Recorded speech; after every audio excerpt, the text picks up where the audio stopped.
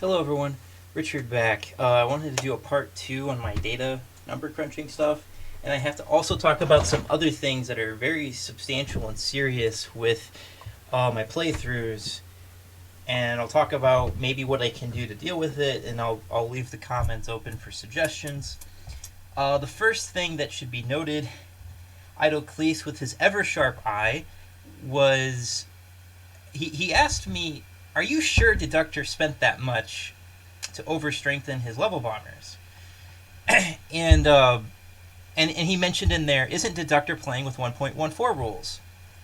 And the answer to that question is yes, he was playing with 1.14 rules. Which brings me to a massive misinterpretation that I made when I read his manual, and I think it's this paragraph.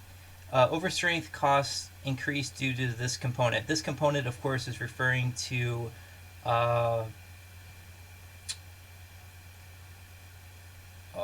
I think it's because of the base price. The base price is higher.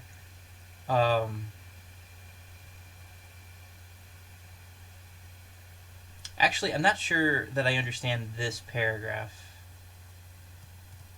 His overstrength costs are higher because the base price is higher. So let me give you some background. I had to research a little bit. The 1.14, I looked up what the 1.20 update was, and so there's a list of changes. And the most important point is overstrength is progressively more expensive with every point applied. I'm a little confused by this because if you look at Idocles' chart, it doesn't look like that, but maybe I misinterpreted his numbers. It looks like the overstrength costs are very low, and it doesn't seem like they're progressively more expensive. But according to the official 1.2 rules, they are.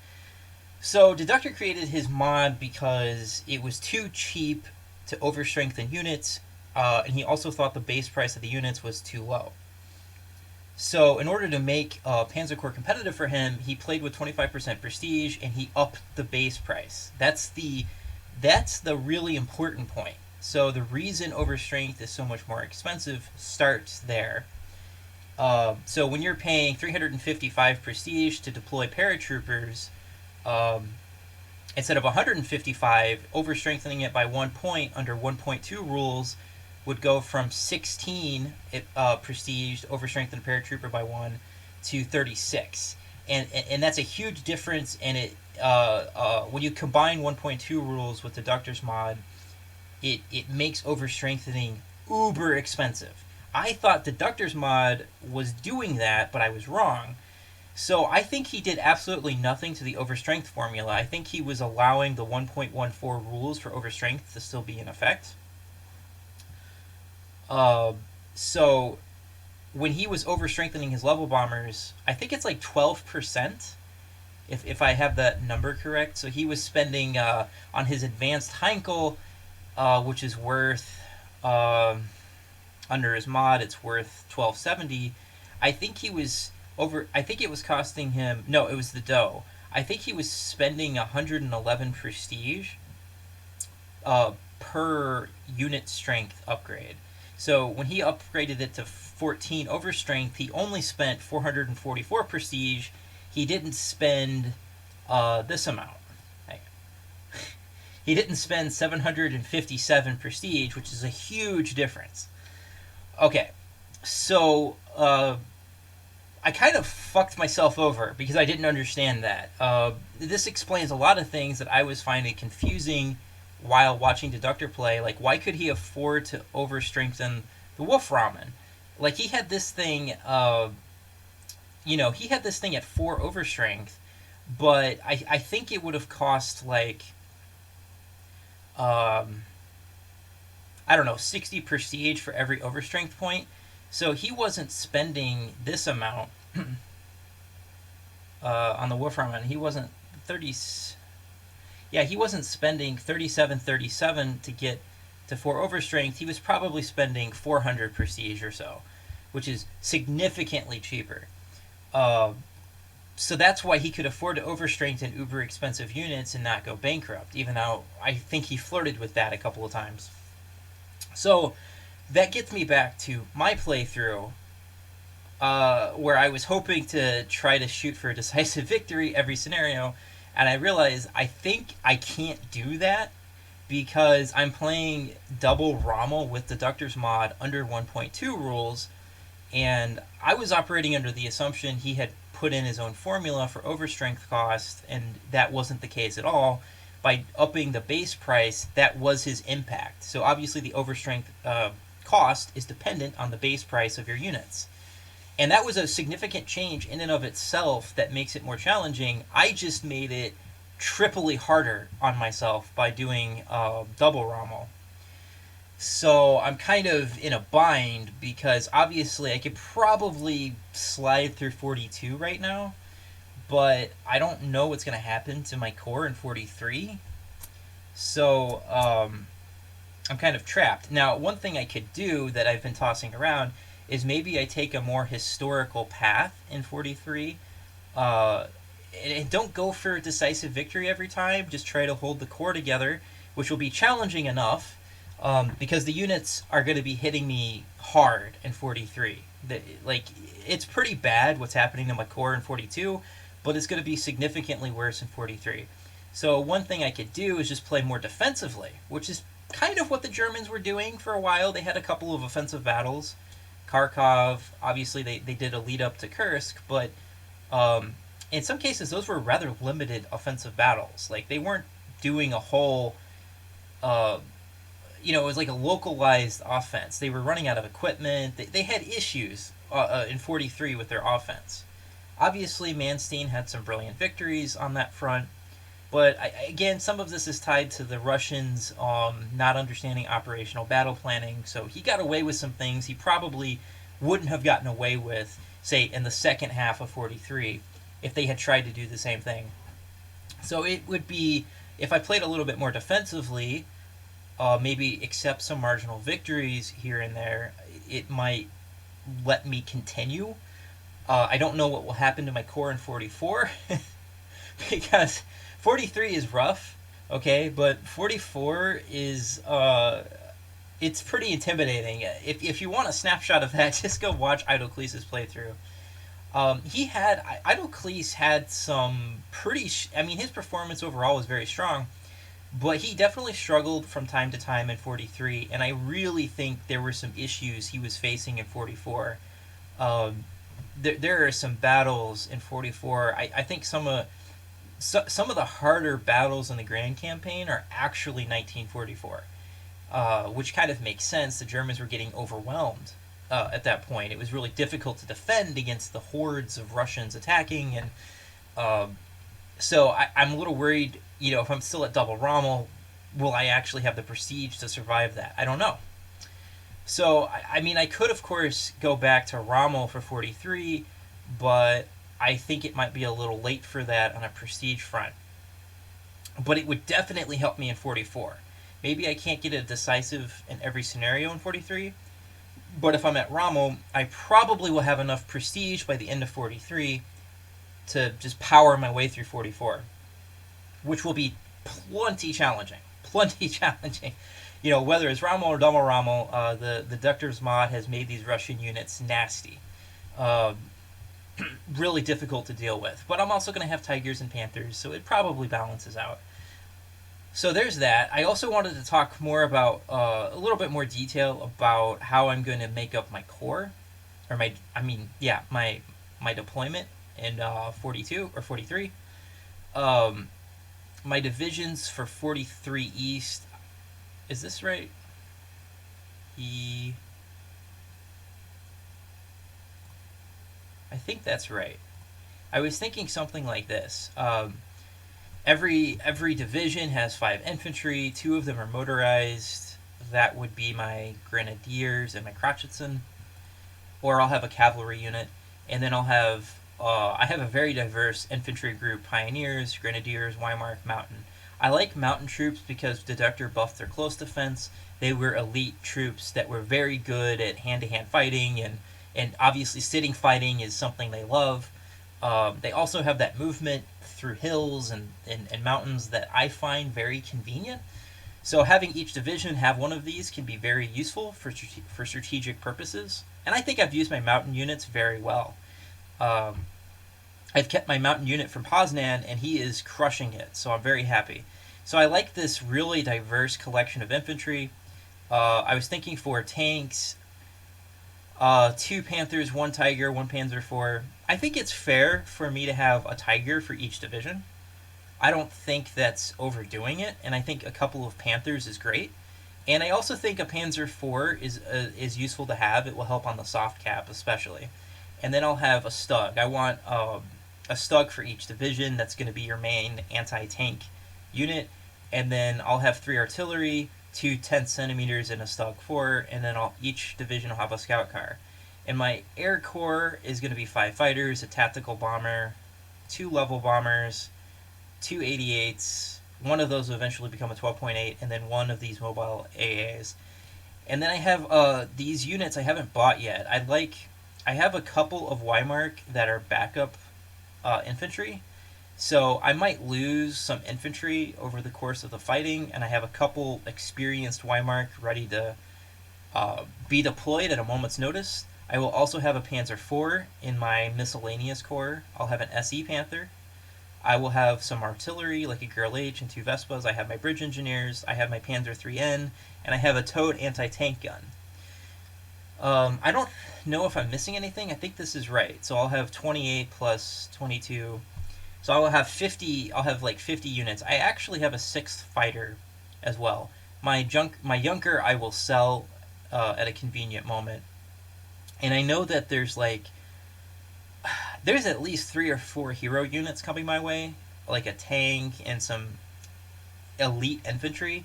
So I might actually, at a certain point, I might pull my rather normal grenadiers off the line and replace those with these elite infantry. And these guys can just be sitting in reserve in case my Weimar gets crushed. So I'm expecting at some point in 43 I'm going to lose some infantry units. And it's going to be nice to have so many reserve units that will help me kind of have a robust core ready to deal with anything. So I like this. If there's something I'm forgetting you think I should include in here, let me know. This is pretty diverse. I like this. And I think... Oh yeah, I'll have an SE Tiger in 45 probably. But anyway, you can see that I've got a very diverse core. I like this. Obviously, there's more artillery coming, so a lot of times I'm going to have... Oh, I forgot to mention a 10 centimeter gun. That's my Polish gun. I'll have one of those. So, a lot of my artillery and anti-tank stuff will be deployed with my divisions. But I think in 43 I kind of want to deploy like this. I'll have 38 slots.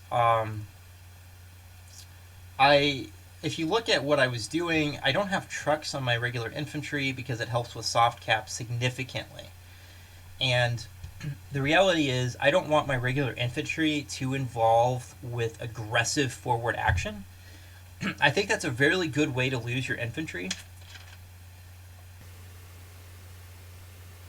I want these guys to be slowly moving forward, and they can help clean up units I leave behind. If you give them like a towed truck, like a towed artillery piece from the miscellaneous part of my corps, these regular infantry are part of my divisions, but because they're not as well trained as grenadiers and pioneers, I don't necessarily want these guys doing heavy combat.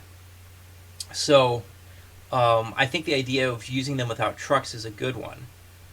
I have my mountain units. I like having their mobility. I think mountain units are more useful without trucks than with trucks. And if you've been watching my playthrough up to this point, I use mountain units to do all kinds of sneaky things like slide up and grab a good spot in a hill, which can either set up an ambush or it blocks movement.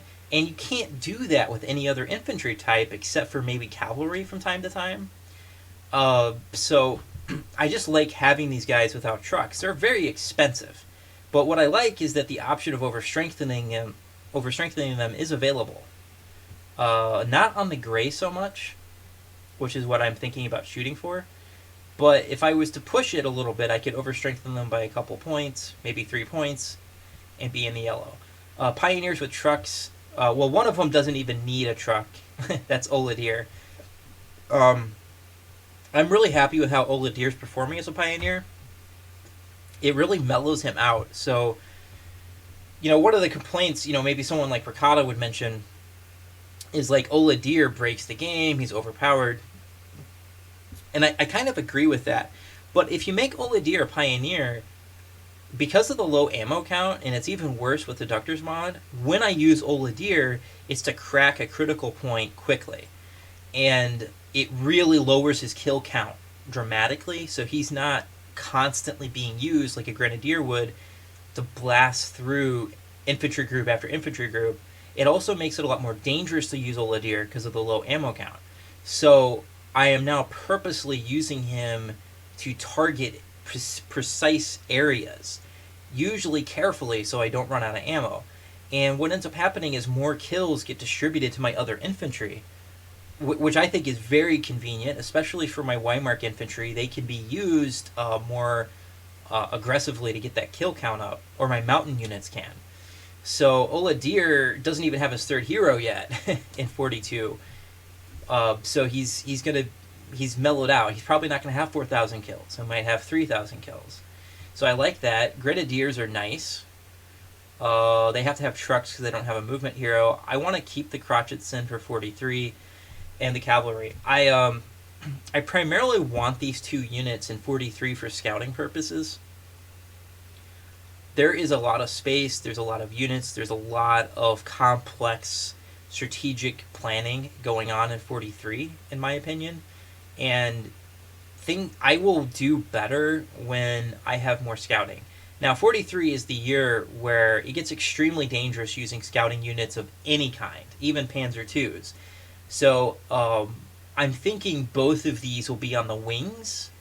Like, I like to send them forward to scout for me and then pull them back. Well, one second.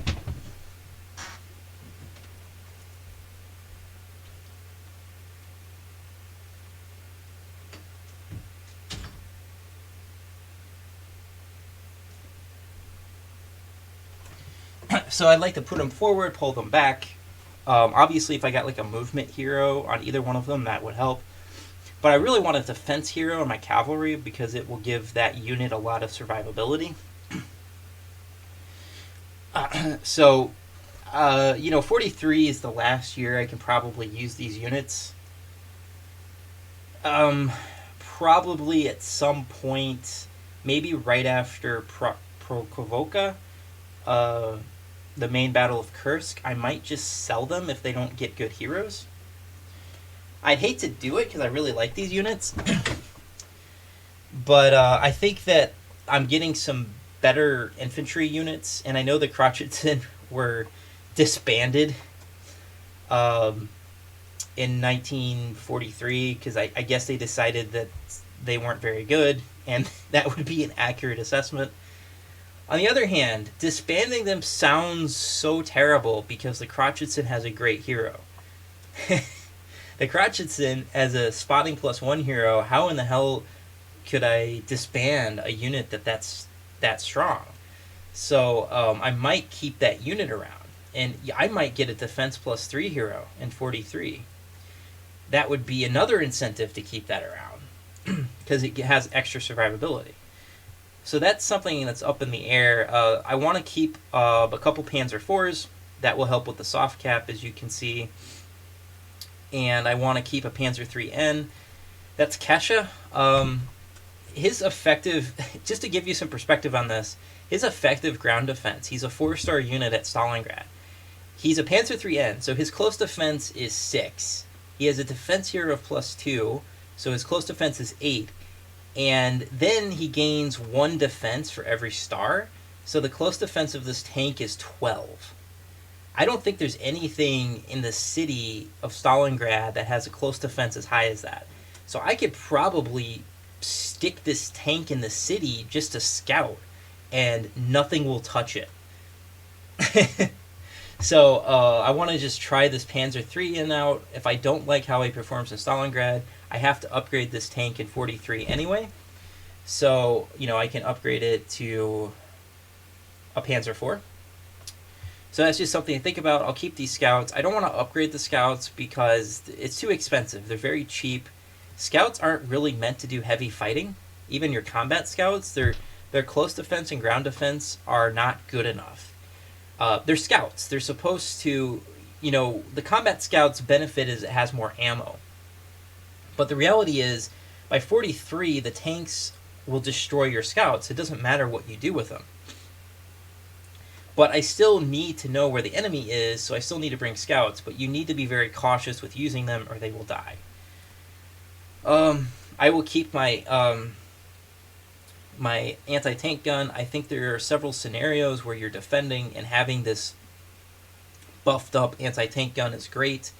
Kyiv at the end of 43 is where this gun really starts to shine. I got it to 4 stars, so he's gonna sit on my shelf all the way to Kyiv 43, and he also got a defense +2 hero. That is so good on the anti-tank. I mean, I don't know what its close defense is. It's probably like 3 now, but that is going to help this anti-tank so much in defending in cities. I don't even know if the enemy will attack a 4-star overstrengthened Pack 40 with a defense +2 hero backed by artillery. Maybe. I think it will go poorly for them. I've got my 88s. Eventually, I'll upgrade to a 12.8, but I think that's not till 44. I do want a couple of Stugs. I'm going to have to work on building up XP on those. And I'm going to have, you can see here, this is going to be unusual. I have a plan for 3 10.5 centimeter guns. By 43, most of the time, nobody's playing with 10.5. I kind of want to be a little more historical. I also like the high ammo count. So one of the things that a lot of people don't think about when they play these aggressive, huge maps is ammo becomes a really big deal. I've seen Idocles play and run out of ammo, and it's almost been a disaster for him every time. Like, his units barely survive. But if I have like 1 or 2 extra shots of ammo, it may not be a super effective artillery round, but it's still going to give you a little suppression, right? So, especially against infantry, a 10.5, even against experienced infantry, is going to give you some suppression. I think of it primarily as an artillery piece to help me with infantry, and there will be plenty of it. So don't let your tanks kind of get put out there and they take a heavy hit from like an ISU, and you didn't bring enough ammo. Maybe you brought your rocket artillery and you ran out of ammo. But if you bring your 10.5, that way when the guards show up and they try to attack your tank will probably survive because it's backed by decent artillery. So that's why I have so much. I really like that. I also like my rocket artillery. That's not really a part of my division. That's just going to be a part of what I have access to in my corps. And eventually I'll get some Stuck 4s. I think those are pretty effective mobile artillery rounds. I think a couple of Vespas. I think Idocles has shown the value of Vespas. This is my mobile anti-air. It's very cheap, so I could probably overstrengthen this guy a lot. Maybe even up to 4 overstrength, and it's going to be a deadly anti-weapon. I also don't know if I want to upgrade to FWs. There's a couple of issues. If I do that, I lose a lot of XP on my BFs. So, if you look at it statistically, okay, the FW has higher air attack. And I think we can kind of look at this. This is a tough decision, which is exactly what Deducter wanted. Let me find them. Let's talk about 43. Or 42. Here we go. So, I think I'm playing with the F version right now. Or no, I'm in 42. I can upgrade. I could do the upgrade in 42. I think I'm playing with the F version. And then in Stalingrad, I don't remember when, but some point in Stalingrad you can upgrade to an FW. Notice I did not upgrade my BF to a G. It has less fuel, less ammo, less initiative, but higher air attack. It also has less defenses. So, if you want that air attack, you have to pay out the wazoo for it, and you lose an ammo count. So if you compare the 109F to the 190A, the 190A is insanely expensive, lower ammo, significantly lower fuel, the same initiative, the same spotting, the same movement, the same soft attack, one more hard attack, which is irrelevant, and then you see significantly higher air attack. But its defenses are actually a little bit worse. So the only reason to make this uber expensive upgrade is for the higher air attack. Now, I would also lose a couple of stars. So, my air attack is 13 plus, I have 3-star fighters, so it's 16. Compared to, say, 2-star FW, that would be like 20. I don't think that extra 4 air attack is as important as keeping experience. Because my defenses are also higher. Let's not forget that. And I think having higher defense on your fighters is a much bigger deal than attack.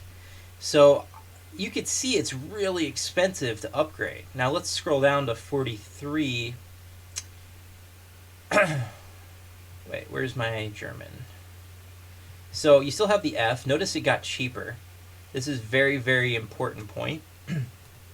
So it helps a lot on the soft cap, right? This got the G version's available. It got a lot more ammo, but the fuel is significantly worse. Initiative is still worse. Air attack is barely better, and its defenses are slightly worse. I'm not convinced that 103 prestige is worth it, especially because the fuel count's so low. Now, the FW got less expensive, but the air attack is only 5 higher. I'm just not sold on this. Maybe you guys can argue and say I should be, but I'm not sold on this. Let's move to 44. So I still have the F is still available actually in 44, and it's really cheap, as you can see. But I might be forced to upgrade to a G version, or potentially a K version. But the fuel really worries me. Initiative is significantly higher. Air attack is significantly higher. And you're losing a little bit in defense. And then if you look, there's the FW. And this version of the FW is just slightly better on defense.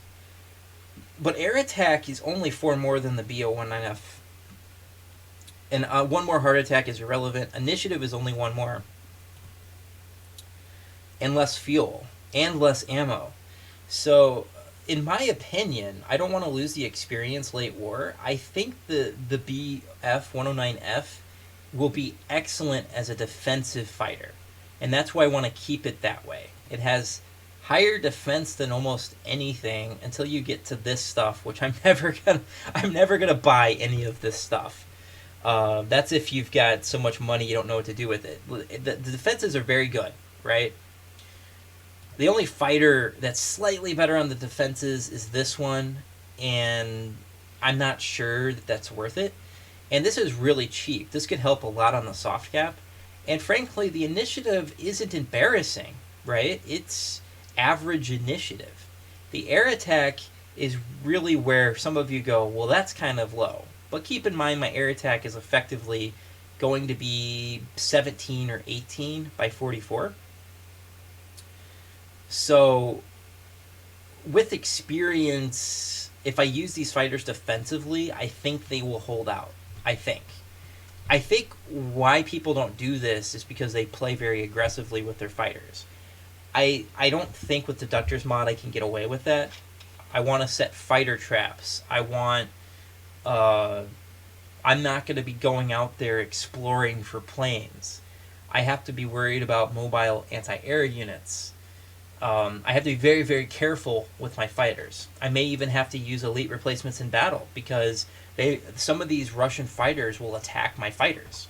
I may even have to overstrengthen this. This is crazy, right? I may have to put a couple points of overstrength into these guys.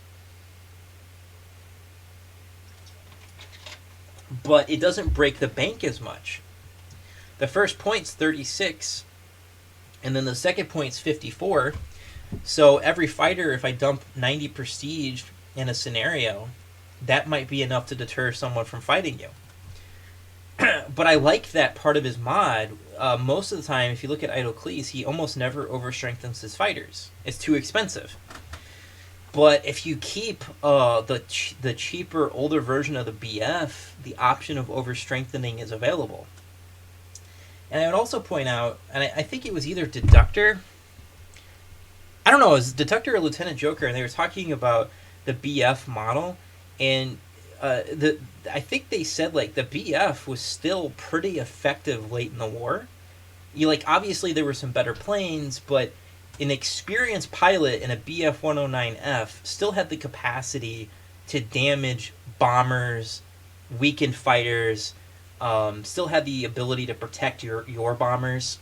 So I'm curious to see how long I could push that. And it's just good that the option to have the BF version around all the way to the end, it's available, and he gives you an incentive. It's super cheap. So that's something that's kind of why I'm not sure if I'm upgrading. It's super expensive. Then there's the tactical bomber that will be Rudel, and I want the advanced version of the Donier and the Heinkel. So these level bombers are so expensive, but they are so good at reducing ammo and suppression. It's really hard to ignore them. Deductor, he makes the point, like, these bombers typically don't get damaged, and they're so effective at what they do, and they were expensive planes to build, so let's get a little realistic, and they're expensive. They're like Panthers or Tigers, and you're only going to be allowed to have a couple of these. That's kind of realistic. I kind of like having them. The Junkers are... I was thinking I was going to play with 3-level bombers, but I ran into the issue that the air defense of them is so low that it makes it extremely dangerous to play with, so I don't think I will. I'll just sell this Junker to pay for the upgrade for my Heinkel, and that will cover most of that cost. So I'm kind of stuck, like, really the difference between yellow and gray is how much overstrength I do. So gray is kind of between green and yellow. So if we scroll up, I'm not bringing Fallschirmjägers because they're super expensive. Geberschjägers, definitely. So I have an option. Do I do 2 or 3 overstrength? Maybe 1. That would be a gray area. Pioneers. I'm not sure.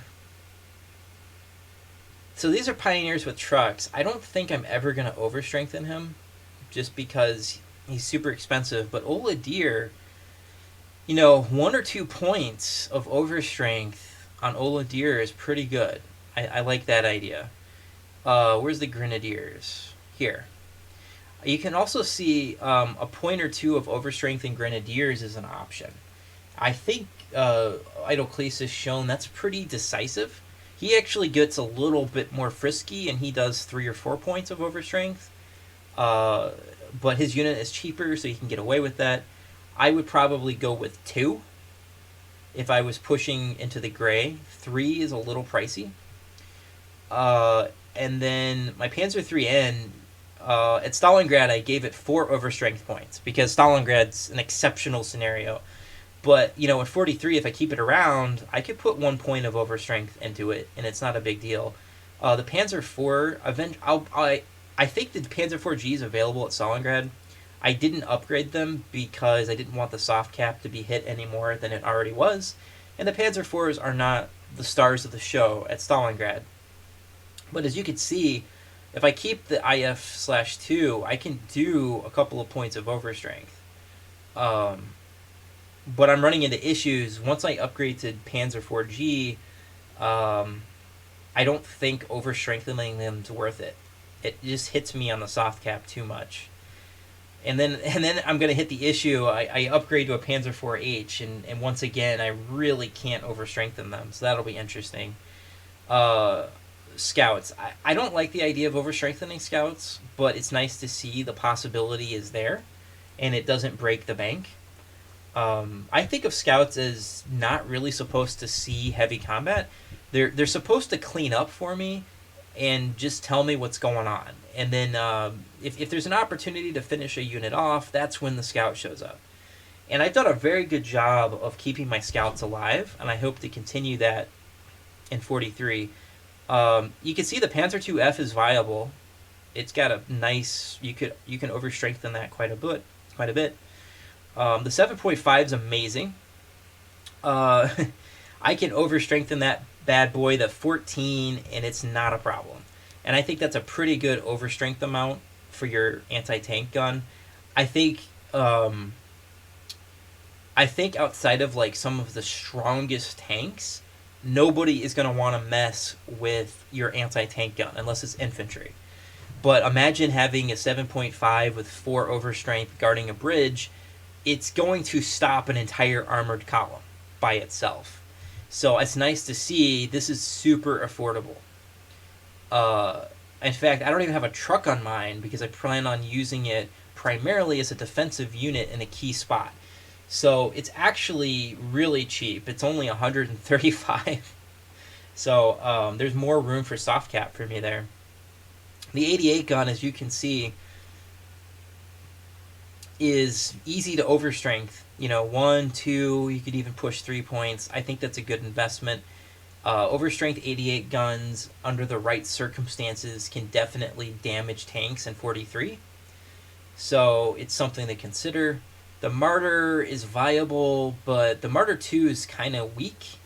And the Martyr 3, I think by 43, at some point in 43, the Martyr 3 isn't that effective. So that's kind of a weakness with the anti-tank situation, is the good stuff is here. So I'm probably going to upgrade my Martyr to a Stug 3F, and then I have another Stug 3F that I'm training. As you can see, either version of the Stug you can overstrengthen a couple points very easily. And if you really want to push it, you could do 3, but I don't know if that's necessary. These guys I'm probably not going to mess with. They're kind of expensive. I think the Hornus is like 44 when that's available, so it's a little late to be training it. And the Stug is what lasted to the end of the war anyway. Here's artillery. I like the 10.5. I can overstrengthen it to 12. Pushing it maybe with 3.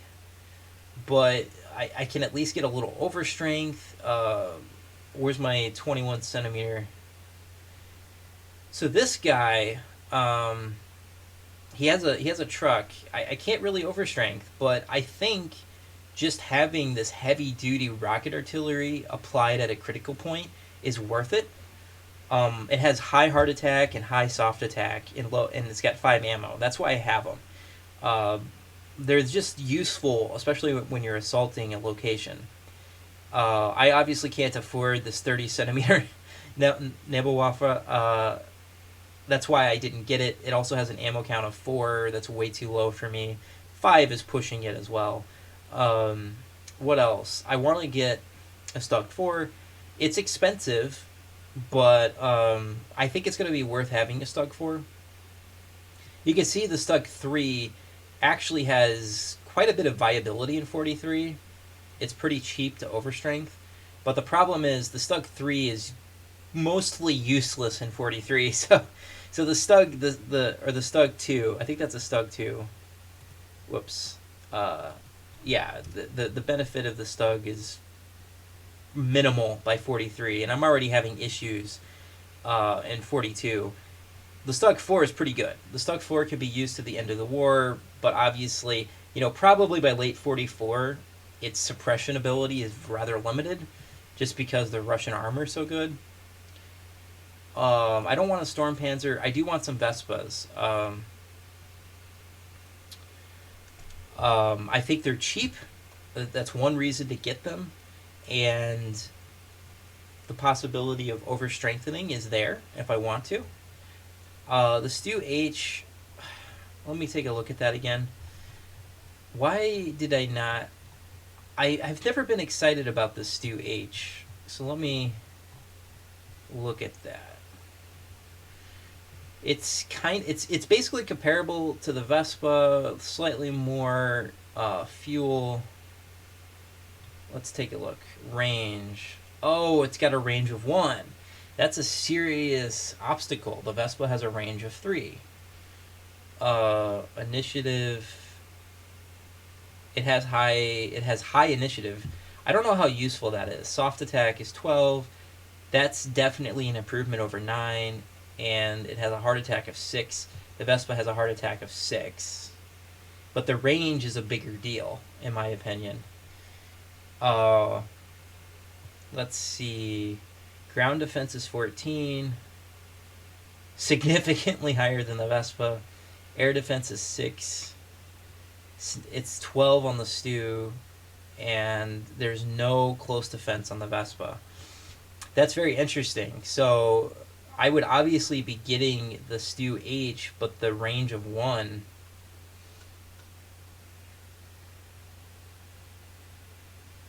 I have a solution to that problem. I could upgrade 2 of my range 1 artilleries to a Stu H. And then they would have range of 2 and tremendous initiative and ground defense. So if they get outflanked, it's not the end of the world. Whereas with the Vespa, it really is. And they have higher soft attack. That's interesting. I mean, slightly more fuel, too. That might be helpful in some situations. But the killers, look at that defense. I don't know when the Stu H becomes available, but maybe in 43 I kind of upgrade the range plus 1s to that. Hopefully this is available by then. That's interesting. Maybe I don't get the Vespa. It's barely a difference in price, and this with a little bit of range would be dramatically better than the Vespa. If we look at the Girl H, which is cheaper than all of it, more fuel,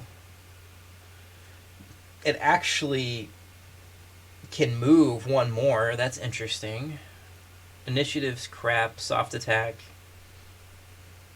Girl H is clearly inferior to the Stu with a range of 2. Actually, yeah, especially if you get a range plus 1 hero, it's superior to the Girl H in every way. That's interesting.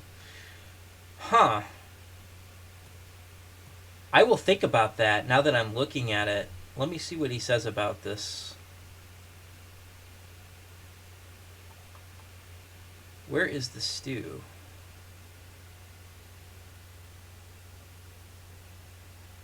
Here it is. It's mounted with a 10.5 centimeter.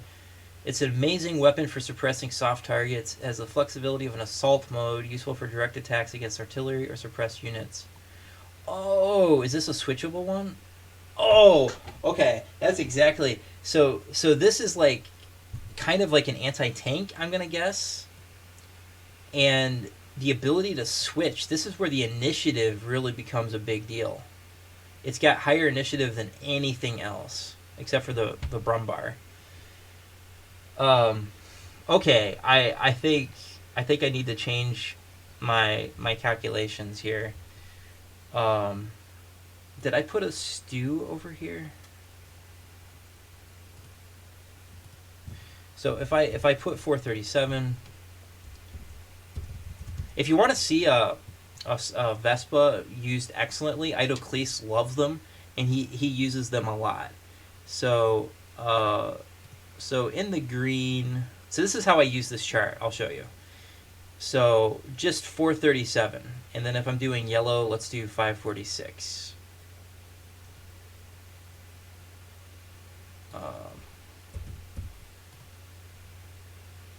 Okay. And then 546. So I'm at 73% soft cap. If I did that. But I can, because of the flexibility of yellow, I could overstrengthen it by 1, so that'd be 481. And so I would just change that value. And I should be okay. So now it's 74%. Right there on the upper bound of yellow. So that's interesting. I could obviously not overstrengthen it at all, right? So I would be at 437, which would help. Yeah. So I'm at 74%. That's interesting. And let me change this gray to 437. So I would be 92% soft cap. Okay. Right smack dab between 98% and 74%, favoring the green side of things. Okay, what else was I thinking about? So yeah, artillery is interesting. I'm never going to get a Storm Panzer. I think the base price is too high. Vespa, I was considering, but now when I think about upgrading my 10.5 with range +1, maybe not. Wolframen is always out of the question for me. It's outrageously expensive. I think it's the most expensive artillery, and only when you're willing to blow through the entire soft cap is it worth getting. There's these cheap AA, but they're not mobile, so their value is questionable. And the 88 gun has higher air attack than like everything. So, can I find that? Because I find that interesting. Because as far as I can tell, there's no incentive to ever not use an 88 gun. Where's the anti-aircraft? Here we go. Air attack. So the 12.8 has the highest air attack out of everything, and the regular 88 gun has the second highest air attack, and it dominates everything. Why in the hell would you ever get anything else other than that? Can someone explain to me? Is it because of mobility? But how useful is mobility? I mean, even with mobility, the SDKF 7.2 is at 15. Oh, look at this. This is towed, but it's at 17 air attack. But in 44, he upgrades the air attack to 17. So it's as good as any other mobile anti-air by 44. I don't know why you would get anything else. It doesn't do well against heart attack. That could be why. So the Whirlwind and the Gepard would do better in actual combat. But do you really want your AA in actual combat? I don't think so. Now, what I will acknowledge is the defense is inferior on the SDKFZ, except like my issue is you don't really want your anti-air in combat ever. So does the defense values matter? I mean, here it's kind of nice, but 16 ground defense is nice, but you're going to be going up against tanks that are in the mid-20s, so I don't know how useful that is. They don't have close defense, but again, do I want combat? I don't think so. I just think combat is not something your AA guns want, except for the 88 gun. And then, only then, do you want it under controlled circumstances. In the beginning of 44, I can upgrade to that 12.8. I'm hoping that my second hero on one of my AAs is movement +1. But if I got a range +1, that would be almost as effective.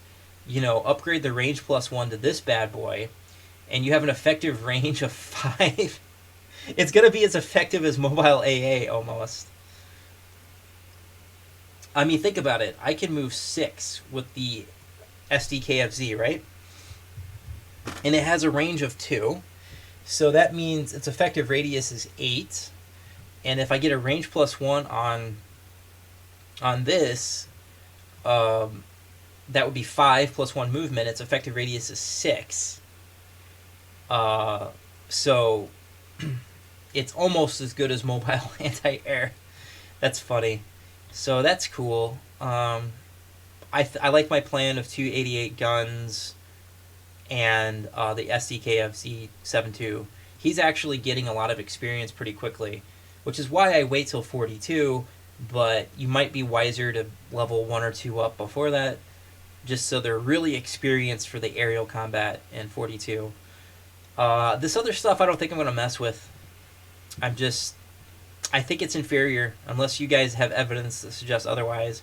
What I like about the BF, do you see here how in 43, over-strengthening them doesn't break the bank? Like, it's actually possible, and I don't have to feel guilty about it. So that's another reason to keep this version, whereas the second you upgrade, yeah, you have a problem, right? The fighter bombers are viable for overstrengthening, but by 43 they're mostly useless. Tactical bombers are useful, but they're very expensive, except for the R, but the R version only has 3 ammo, so I'm not sure how useful that is practically. And obviously my level bombers break the bank. I'm going to have one of these, despite the fact that it's in the purple, because I want to use level bombers. I think it's killing me in my playthrough in 42 that I'm not deploying level bombers. It's really unpleasant. I want to drain ammo. I also want to bring my Denier to help. It's uber expensive, but as long as I don't overstrengthen them, I think they're going to be very effective. So I like that plan. Okay, other news I want to talk about. This is related to the first thing I talked about. The first thing I talked about was Idle Cleese pointing out Deducter was playing with 1.14 rules, so overstrengthening was significantly cheaper. So I realized that Grand Campaign West is not set up for double Rommel in the slightest. I opened up the 5th scenario and I have like 238 prestige. And I was like, I can't imagine having enough prestige to even buy the units I need. I want to build, you can see, I want to build this, but I have to have the money to actually buy it. So I've gone back and I replayed the first 4 scenarios in Grand Campaign West on Rommel difficulty, and I'll show the replays of those, and I'll upload them later when I get a chance. I don't think I need to add any commentary. The scenarios are kind of boring, and you can kind of see what I did. I did a very similar plan as the first 4 times. But I'll just leave it there so you can see how I built up my core. What I found is that I have way more than twice as much prestige than when I was playing double Rommel. The difference was so significant that it was clear to me you are not supposed to play Grand Campaign West at double Rommel. So at the second scenario, I was able to buy 2 10.5 centimeter guns and a Weimar infantry. I think I bought 2 Weimar infantry, and then what did I do? I bought some stuff. Oh no! In the second scenario, I bought my mobile anti-air. The third scenario. Oh, and I bought 2 centimeter guns and used that scenario to level them up. In the third scenario, I bought 2 Weimar infantry and another mobile anti-air gun, and I got some experience. And so I could deploy all my anti-air assets in the fourth scenario, and I deployed my 2-star Weimar infantry. I was actually able to get both infantry up to 2 stars, or very close.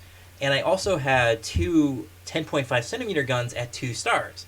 When I finished the fourth scenario at Dieppe, I had 3-star 10.5 centimeter guns pushing towards 4 stars, and my infantry was over 2 stars. That's a really, really big deal. That means I was actually able earlier to build up some experience on these units. And right now, what I need to focus on is a couple more Weimar, a scout, and some Stugs, and that will complete my core. I got my scout in the third scenario over 1 star, just shooting at ships.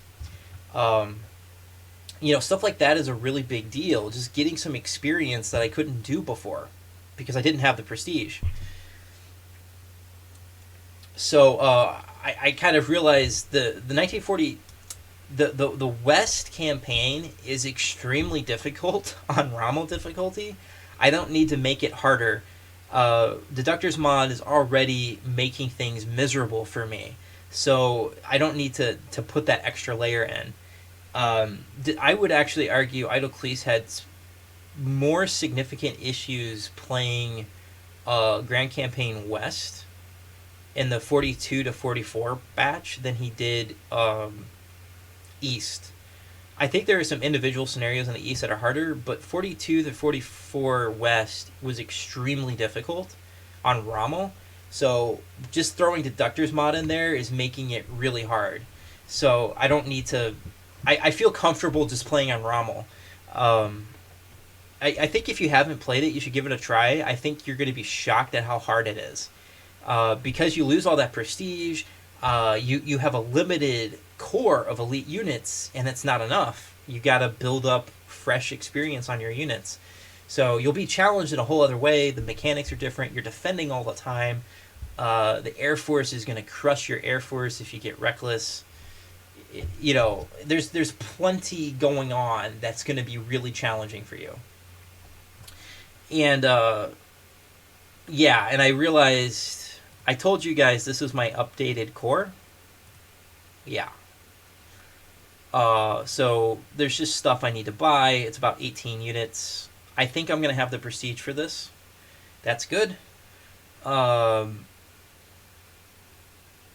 So I had to replay the Grand Campaign West, the first 4 scenarios, and I don't feel bad about that at all. The fact that I could buy more units was a really helpful thing. I'm not using my prestige for overstrengthening. I'm just using it to buy stuff, and that quickly drains your bank account.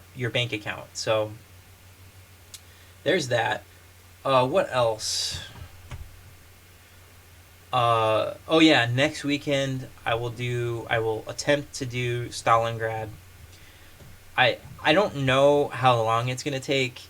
It might take all weekend for me to do one of those behemoth scenarios. You know, Bricata probably thinks he can do it in 5 parts. Maybe he's got the stamina for that. But I think I'm going to have to seriously limit how much I play because it's a grueling scenario. I'm excited about it. We'll see how my plan works. Well, I mean, if there's heavy armor somewhere I don't expect, I'm going to be in trouble. But so there's that. The ultimate playthrough, I'm waiting for Goose to show Narvik. I'm just curious if he did it better. Probably not. I think Narvik on the ultimate mode is insane. It's the hardest scenario in 1939. Thankfully, we don't have to win it. And then we can try Ibenumel. I'm not sold that I can get a marginal victory on that map. The Albert Canal, definitely. I think it's not going to be hard at all. But Ibenumel, I'm not sold that I can get a marginal. I think it's going to be too difficult. But we don't have to win it, so it's okay. And then the hard part of the ultimate mode starts. Probably the point where Goose and I are going to fail a lot. I have some plans for The Hague. I'm not optimistic they'll work, but I can try it. But the scenario that makes me the most nervous is Sedan. I have no idea if I have enough time to get a marginal there. The good news is you only have to take 2 objectives for a marginal. One of those is going to be very easy. The other one, I don't know. There's going to be a lot of crap between you and the other objective, and I'm just not sure about it. So that's an update on what's going on. If you have any comments or other things you want to say about how my plan for playthroughs is going, or other ideas, let me know in the comments. Until next time, Richard out.